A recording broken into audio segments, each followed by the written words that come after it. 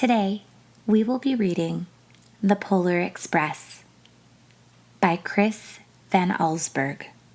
On Christmas Eve, many years ago, I lay quietly in my bed. I did not rustle the sheets. I breathed slowly and silently. I was listening for a sound a friend had told me I'd never hear, the ringing bells of Santa's sleigh. "There is no Santa," my friend had insisted, but I knew he was wrong. Late that night, I did hear sounds, though not of ringing bells. From outside came the sounds of hissing steam and squeaking metal. I looked through my window and saw a train standing perfectly still in front of my house. It was wrapped in an apron of steam. Snowflakes fell lightly around it. A conductor stood at the open door of one of the cars. He took a large pocket watch from his vest, then looked up at my window. I put on my slippers and robe. I tiptoed downstairs and out the door. "All aboard," the conductor cried out. I ran up to him. "Well," he said, "are you coming?" "Where?" I asked. "Why, to the North Pole, of course," was his answer. "This is the Polar Express." I took his outstretched hand, and he pulled me aboard. The train was filled with other children, all in their pajamas and nightgowns. We sang Christmas carols and ate candies with nougat centers as white as snow. We drank hot cocoa as thick and rich as melted chocolate bars. Outside, the lights of towns and villages flickered in the distance as the Polar Express raced northward. Soon, there were no more lights to be seen. We traveled through cold, dark forests where lean wolves roamed and white-tailed rabbits hid from our train as it thundered through the quiet wilderness. We climbed mountains so high it seemed as if we would scrape the moon. But the Polar Express never slowed down. Faster and faster we ran along, rolling over peaks and through valleys like a car on a roller coaster. The mountains turned into hills, the hills to snow-covered plains. We crossed a barren desert of ice, the great polar ice cap. Lights appeared in the distance. They looked like the lights of a strange ocean liner sailing on a frozen sea. "There," said the conductor. "It's the North Pole." The North Pole. It was a huge city standing alone at the top of the world, filled with factories where every Christmas toy was made. At first, we saw no elves.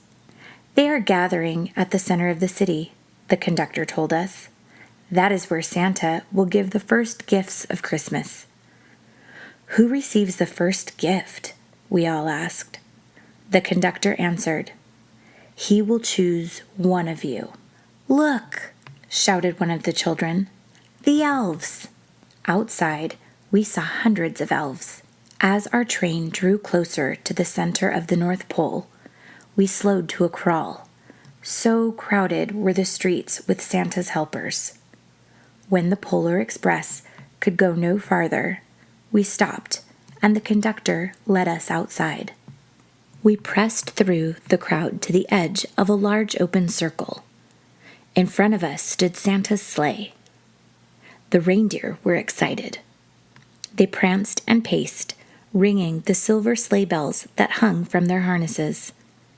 It was a magical sound, like nothing I'd ever heard. Across the circle, the elves moved apart, and Santa Claus appeared. The elves cheered wildly. He marched over to us, and pointing to me, said, "Let's have this fellow here." He jumped into his sleigh. The conductor handed me up. I sat on Santa's knee, and he asked, "Now what would you like for Christmas?" I knew that I could have any gift I could imagine, But the thing I wanted most for Christmas was not inside Santa's giant bag. What I wanted more than anything was one silver bell from Santa's sleigh. When I asked, Santa smiled. Then he gave me a hug and told an elf to cut a bell from a reindeer's harness. The elf tossed it up to Santa. He stood, holding the bell high above him, and called out, "The first gift of Christmas!" A clock struck midnight as the elves roared their approval. Santa handed the bell to me, and I put it in my bathrobe pocket. The conductor helped me down from the sleigh. Santa shouted out the reindeers' names and cracked his whip. His team charged forward and climbed into the air. Santa circled once above us, then disappeared in the cold, dark, polar sky.